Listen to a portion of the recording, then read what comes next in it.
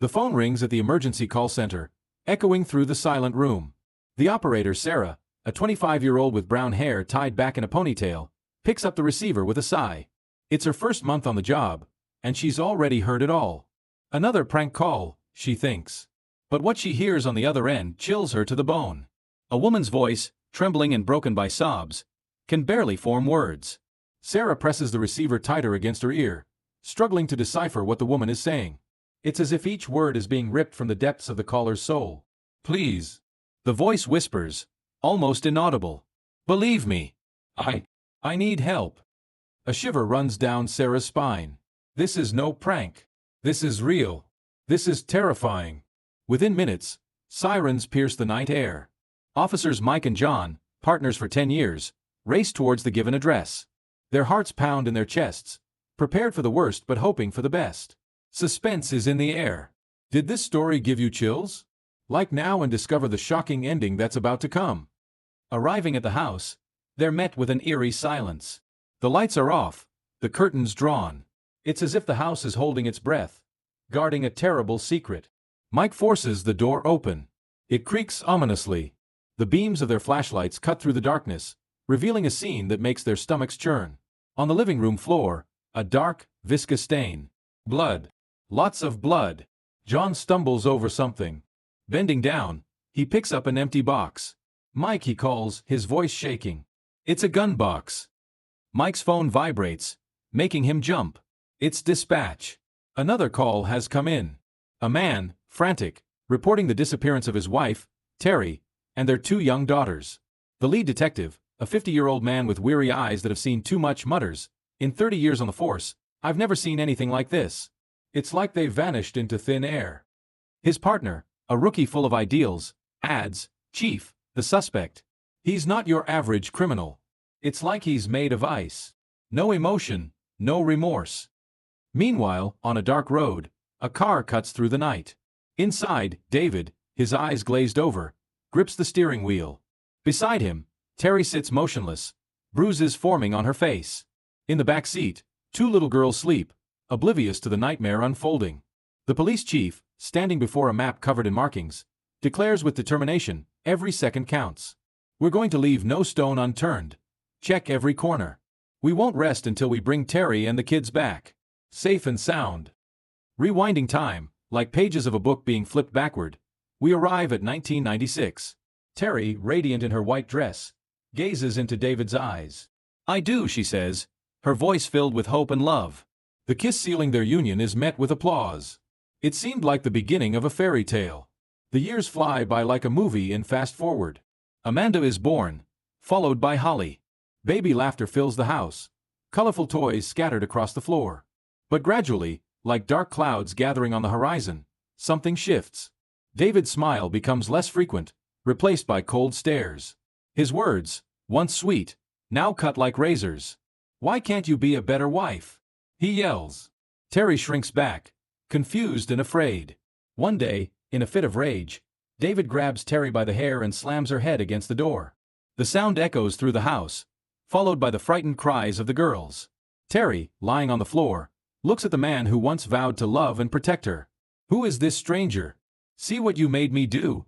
David snarls, his eyes glinting with icy fury. If you were better, this wouldn't have happened. His words pierce Teri's heart like daggers. She wants to scream, to say it's not her fault. But the words catch in her throat, choked by fear and confusion. The girls, huddled behind the sofa, watch with wide eyes. They're too young to understand, but they sense that something is terribly wrong in their little world. Teri, her face stained with tears and blood, looks at her daughters. In that moment, a spark of determination ignites within her. She knows she has to be strong, not for herself, but for Amanda and Holly. She promises herself that she will find a way out of this nightmare. But the road to freedom will be long and perilous. The fairy tale has turned into a horror story, and Teri will have to fight with all her might to rewrite the ending. The sun was slowly setting over the small town of Waukesha, Wisconsin, painting the sky in hues of orange and pink. Inside a seemingly ordinary house, Teri Jendusa-Nicolai bustled around the kitchen, the aroma of tomato sauce filling the air. Her fingers trembled slightly as she stirred the contents of the pot, her eyes constantly glancing towards the door, anticipating David's arrival. Teri and her daughter's fate hangs in the balance. Don't miss out on this chilling story. Subscribe now to the channel and be the first to discover every shocking twist and turn in this saga of suspense and survival. The creak of the front door made her heart jump. David walked in, his face a mask of irritation. His eyes scanned the kitchen, stopping abruptly at the box of pasta on the counter. It was as if a switch had been flipped. "What is this mess?" David roared, his voice echoing through the walls of the house. "How many times do I have to tell you to keep things organized?" Teri froze, the wooden spoon still in her hand. I was just making dinner," she stammered, her voice barely above a whisper. Like a hurricane, David advanced. His eyes, once a gentle blue, now resembled raging storms. With a swift movement, he shoved Teri against the counter. The sharp cry of Amanda, just 3 years old, cut through the tense air. In Teri's other arm, Holly, only 2 months old, began to fuss, sensing the tension in the air. Teri, her heart pounding, looked at her daughters. Amanda, her eyes wide with fear, clung to her mother's leg. Holly, so small and innocent, had no idea of the danger surrounding them. It was in that moment that something inside Teri broke and reformed. "I can't let my children live like this," she thought, a fierce determination growing in her chest. "We have to get out of here." In the days that followed, Teri relived every moment of her marriage. Every shout, every shove, every cruel word. She realized she had spent years blaming herself, believing that if she were a better wife, a better mother, David wouldn't get angry. But now, seeing the fear in Amanda's eyes, feeling Holly tremble in her arms, she understood. The problem was never her. With trembling but determined hands, Teri began to plan her escape. Every detail was crucial. She knew David wouldn't let her go easily. January 31, 2001, dawned cold and gray, as if the sky itself reflected the tension of the moment. In court, Teri faced David for the last time as his wife. The judge, a middle-aged man with tired eyes, declared the marriage over. But Teri's victory was bittersweet. The judge, despite knowing the history of abuse, granted joint custody. Teri felt as if she had been slapped in the face. As they left the courtroom, David approached Teri. His eyes, cold as ice, fixed on her. "You'll regret this," he hissed, the words laced with a sinister promise. A shiver ran down Teri's spine, but she stood firm. She had come too far to turn back now. The months that followed were a roller coaster of emotions for Teri. The freedom she craved was constantly overshadowed by fear. Every time Amanda and Holly went to visit David, Teri spent hours in agony, imagining 1,000 terrible scenarios. David's words echoed in her mind. "You'll regret this." She found herself looking over her shoulder in the streets, jumping at the sound of slamming doors, wary of shadows. But amidst the darkness, a ray of light appeared in the form of Nicolai. Teri met him on an autumn afternoon, golden leaves falling around them like confetti. Nick had a kind smile and eyes that seemed to see through the walls Teri had built around herself. Slowly, like a flower blooming after a long winter, Teri began to open up. Nick was patient, kind, everything David wasn't. He played with Amanda, cradled Holly, and looked at Teri as if she were the most precious thing in the world. "I fell in love not only with Teri," Nick shared with a warm smile, "but with the whole family. The way she cared for the girls, her strength, her kindness. Everything about her captivated me." The house that was once filled with shouts and fear now echoed with laughter and love. Amanda blossomed, her vibrant personality emerging. Holly, now a talkative little girl, followed Nick everywhere, calling him Daddy. On a sunny afternoon in 2003, Teri and Nick exchanged vows in a small chapel. Teri, radiant in a simple white dress, looked into Nick's eyes and, for the first time in years, felt truly safe. But David's shadow still loomed over them. That same night, while Teri and Nick celebrated with friends and family, David drowned his rage in a local bar. He was beside himself, recalled a friend of David's, worry evident in his voice. He kept repeating that Teri would regret it, that in God's eyes they were still married. It was as if he couldn't accept that she had moved on. While Teri danced in Nick's arms, unaware of the gathering storm, David made a dark promise. Teri and David's story was far from over, and the following chapters would be written with tears and blood. Teri thinks, "Dave saw that he couldn't control me anymore. I think that's when he really started plotting to hurt me." On January 31, 2004, it was the 3-year anniversary of Teri and David's separation. Teri didn't know it, but something terrible was about to happen. She went to pick up 4-year-old Holly and 6-year-old Amanda from their father's house. Nick wanted to go with her, but Teri thought it best to go alone. She knew David had a short temper and didn't want the girls to witness a fight. Teri is happy, despite having to see the abusive David. She's excited to see her daughters and share some good news. Nick remembers, "We were so happy that morning. We had just found out that Teri was pregnant, so we were on cloud 9. Teri couldn't wait to tell the girls they were going to have a little brother. She arrived at David's house at 10 a.m. and knocked on the door. David answered, seemingly in a good mood. He said the girls were playing inside. Teri stepped in to get them, but they were nowhere to be found. Something felt off. Suddenly, before Teri could react, everything went black. Teri recounts, "I felt a blow to my head. The next thing I knew, I was lying on David's living room floor. I couldn't move my body." Before Teri could understand what was happening, David started wrapping duct tape around her. Teri's instincts kicked in. "My first thought was, where are the girls? I can't die. I have to help them." David was trying to suffocate me with his hand. I remembered something from a movie. "Turn your head to the side." I kept doing that. David was getting tired and angry because I wasn't giving up as easily as he wanted. Teri fought hard, but she was losing blood and couldn't escape. Then, a horrifying thing happened. David threw her into a garbage can and packed snow and ice around her. She heard him taping the lid shut. Then, he put the can in the back of his truck and covered it with a tarp. Teri thought, "Is he going to dump me in the woods? Why didn't he just kill me? It's like he wants me to suffer." Teri's mind raced. If David killed her and got away with it, he could get sole custody of the girls. He could hurt them too. When David left, Teri tried to figure out what to do. Then she realized David had overlooked something crucial. Her cell phone. Teri says, "My phone was in my jacket pocket. I fumbled around, felt the buttons, and called 911. The operator thought it was a prank, but Teri was in real danger. She gave David's name and address, but she didn't know where he was taking her. Teri managed to make one more call, this time to her husband, Nick. Nick recounts, "I didn't know how much battery life her phone had left. I didn't talk much because the phone could help them find her. I told her I loved her and goodbye. I kept wondering if that was the last time I'd ever speak to her alive." Panicked, Nick called the police. He told them his wife was missing, but she wasn't the only one. David had the kids for a visit. Teri went to pick them up, but now no one knew where they were. Everyone was racing to find the mother and her 2 daughters.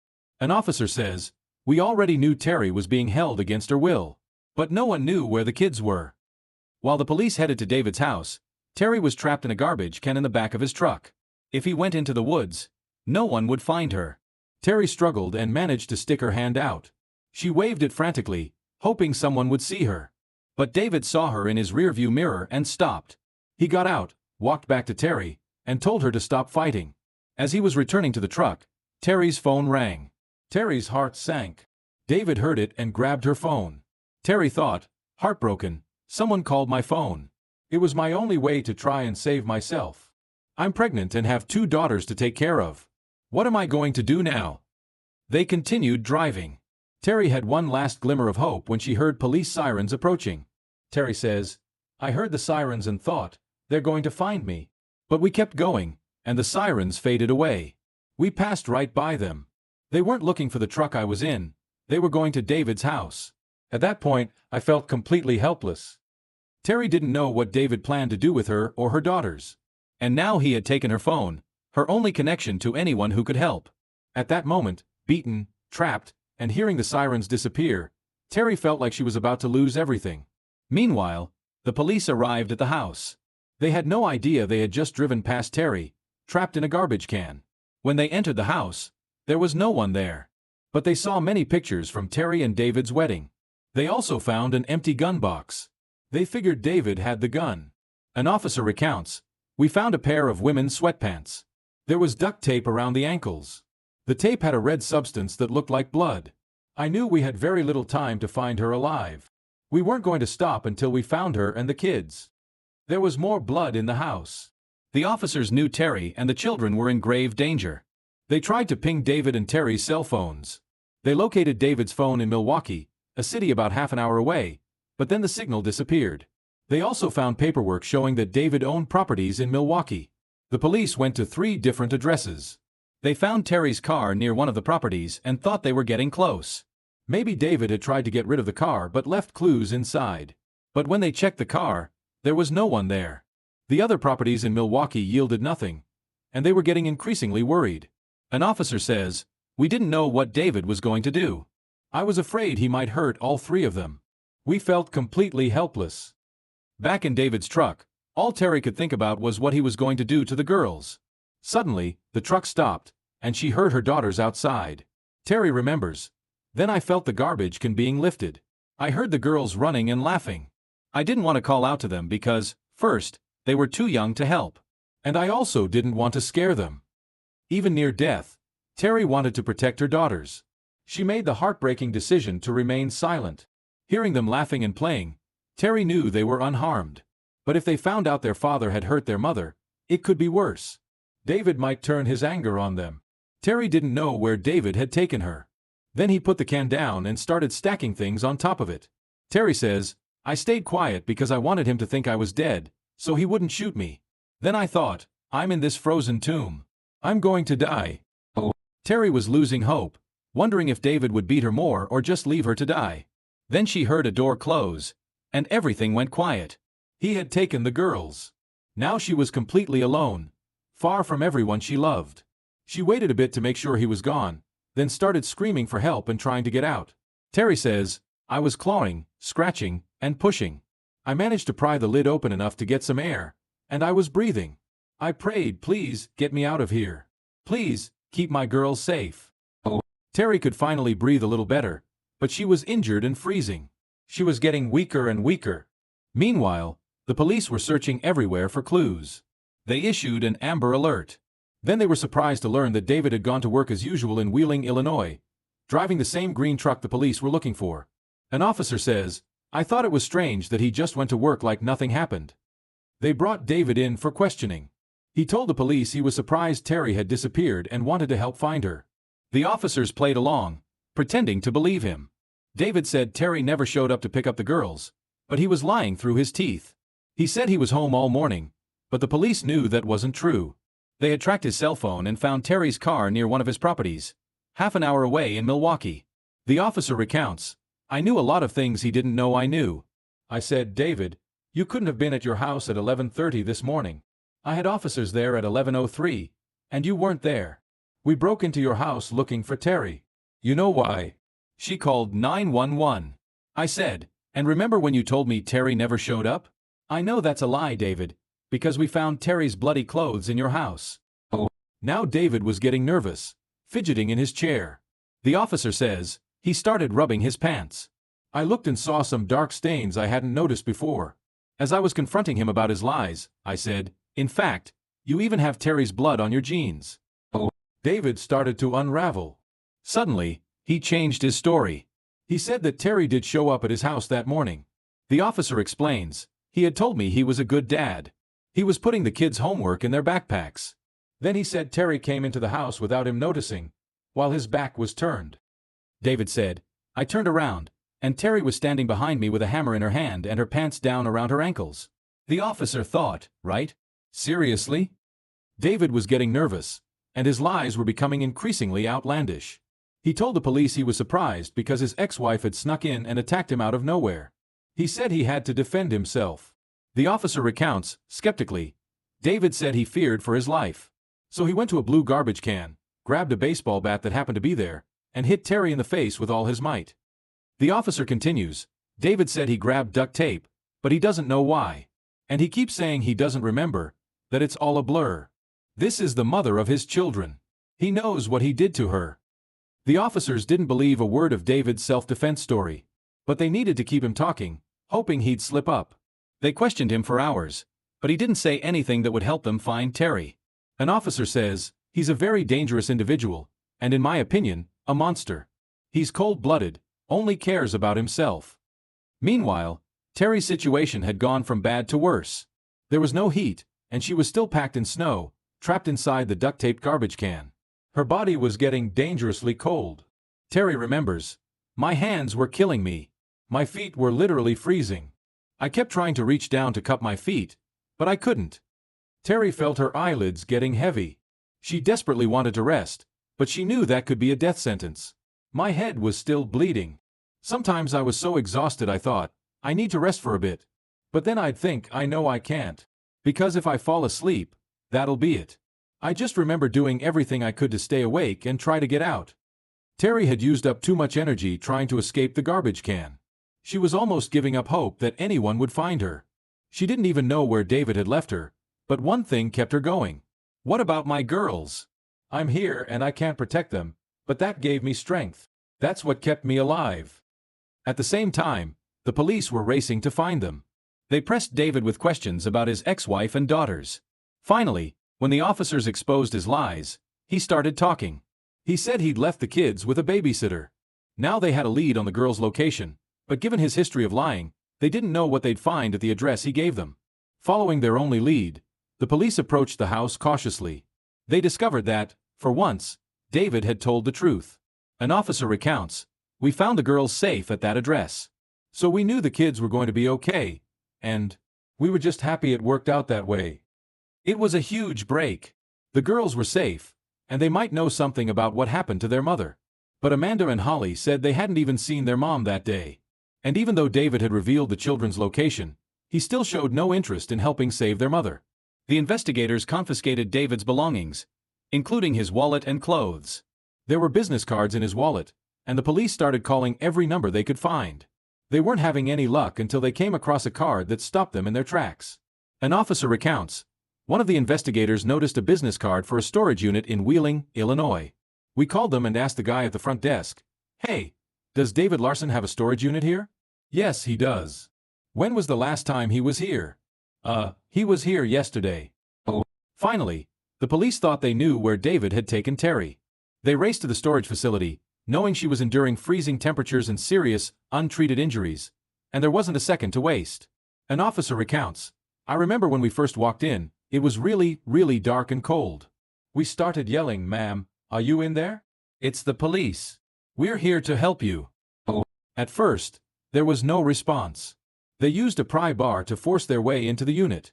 There were boxes and plastic containers on the floor, but then they saw a garbage can with the lid sealed with duct tape. The officer says, 'I saw a two-toned, black and wood-colored baseball bat off to the side.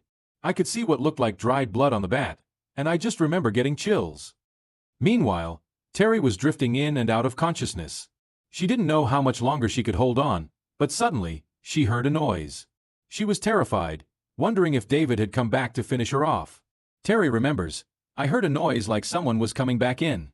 I panicked because I thought, oh my God, he's back. I don't know what he's going to do. Is he going to shoot me now because I'm still alive? Is he going to dump the garbage can in the lake? I don't know.' Teri tried to stay quiet, hoping he would still think she was dead and leave her alone. But then she heard a voice that didn't belong to her captor. Teri recounts, 'I heard someone say, "We're paramedics," and I felt such a sense of relief that I was still alive and someone was actually there.' The paramedic says, 'We went over to the garbage can, took everything off the top, removed the duct tape, opened the lid, and that's when we looked inside. I couldn't believe what I saw. It hit me like nothing ever had in my career. We saw this poor woman inside the garbage can, curled up in the fetal position. I remember seeing a large gash on her head. Her eyes were swollen shut. Her face was swollen, black and blue. It was horrific. Even after being beaten, bound, and left for dead in a freezing garbage can, miraculously, Teri was still clinging to life.' A paramedic says, 'Just seeing her breathing, talking, and alive, I was incredibly happy. But at the same time, we didn't know if she was out of the woods yet.' An officer recounts, 'When he told us they had found her, it was the best news. The best phone call I've ever received. But we were worried because it was a bitterly cold winter night, and it had been over a day. We didn't know what kind of shape she was in.' Teri was rushed to the hospital. David had hit her dozens of times with a baseball bat, and she had been trapped in the snow and ice for nearly 27 hours. Her body temperature had dropped to a dangerously low level, below 84 degrees Fahrenheit. Even as she fought for her own life, there was one thing she cared about much more. Teri remembers, 'The first thing I asked when I came to was, "Where are my girls?" When Teri was told her daughters were safe and sound, and David Larson was in jail, she was hit with a wave of relief. Now she knew the fight had been worth it to ensure her daughter's safety. Despite the good news, Teri faced a tragic loss. Because of what she had endured, she suffered a miscarriage, losing the baby she was supposed to be celebrating with her family. Teri says, "It was devastating. When I opened my eyes and saw Nick for the first time, I thought, I can't believe I'm here. And I felt sadness for what we went through so soon after getting married, sadness for losing our baby." Teri tried to focus on the positives. She was still alive, And so were her 2 daughters. Because of frostbite, doctors had to amputate her toes, but even that was almost a relief to hear. Teri recounts, "The doctors thought they might have to amputate my legs and my arms below the elbows. I remember my dad asking the doctor, 'Do you really have to take her toes?' I said, 'Dad, what's most important is that I'm here, my girls are safe, and they're here with me.'" An officer recounts, "It was a huge relief. It was very emotional when they found her. The doctors said she probably only had another hour to live." After a long recovery, Teri had to go to court to face David again, reliving the trauma of not only what she endured in the garbage can but also the loss of her unborn child. They questioned Teri about whether she had ever had a miscarriage before, thinking it could have happened naturally, not because of what her ex-husband had done. Teri vents, "He took a plea deal. I was very upset about that because I was told there were 100 pieces of evidence. There was so much overwhelming evidence that there was no reason for a plea deal. But because the baby I was carrying died, they wanted to look at every medical record I ever had, to see if I'd ever had a miscarriage before, you know? Things like that. I didn't feel well supported by the county justice system." Teri still had to keep fighting to ensure her abuser was brought to justice. At the federal level, David Larson was sentenced to life in prison, and Teri and her family were finally safe. Teri recounts, "At the sentencing, he was glaring at me. But I didn't let it get to me because I thought, you know what? I'm out here. I'm living my life, and you're going away. You can't hurt me anymore." Even behind bars, he still tried to intimidate Teri. He demanded visits with his daughters and even attempted to escape, but Teri didn't let his actions affect her. She refused to let him control her anymore. Teri says, "I'm not a victim. I'm a survivor. He's his own victim because he tried to take my life and ended up throwing his own life away." Teri now helps other survivors of domestic abuse. She visits colleges and talks to young students about the red flags of an abusive partner, how to leave an abusive relationship, and how to get help. Even though Teri left David after the abuse began, the laws didn't protect her sufficiently, so today she fights to give more rights to victims. Teri became the public face of the campaign to pass Marsy's Law in Wisconsin, which gives crime victims greater protections at the state and county level. In 2020, the bill passed. She's also enjoying life with her family and has even welcomed a baby boy with her husband, Nick. She remains close to her daughters, who are now both married. She fought to live so she could protect her family and give them a better future, and because of that, they know there's a life worth living. Nick says, "Teri is incredibly strong, a survivor who fought against all odds and never gave up. I admire her tremendously for that." Teri recounts, "It was like staring death in the face. When you go through something like that, it puts everything into perspective. I can still do most of the things I did before. I can still hug my children. I survived to be here for my kids, to talk about domestic violence, to save other people. I think my love for my children was what kept me going and kept me fighting. I needed to be there for them, and I made it."